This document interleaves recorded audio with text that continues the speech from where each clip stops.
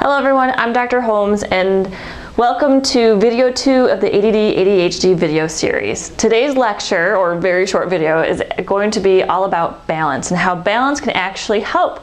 Working on balance can help somebody who's suffering from ADD and ADHD.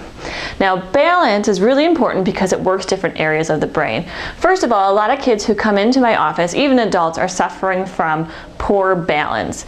Now, this can be either manifested as clumsiness or simply not being able to walk in a straight line or falling over all the time. I see this a lot in these kids. So when you're working with balance, you're working with a specific area of the brain called the cerebellum. Now, there's a lot of literature out there that talks about how, depending on where you are on the spectrum, you can actually have a smaller developed cerebellum than kids who are not on the spectrum.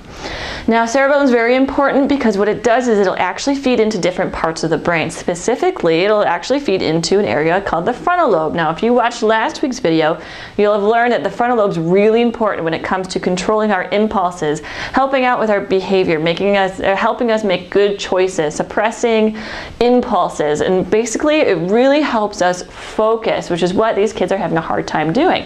So doing something as easy as working on their balance actually helps improve the frontal lobe. Now, in my office, what I do is I actually get very specific with balance, whether that's balancing on just one leg versus the other. Now, this is figured out through a neurologic exam.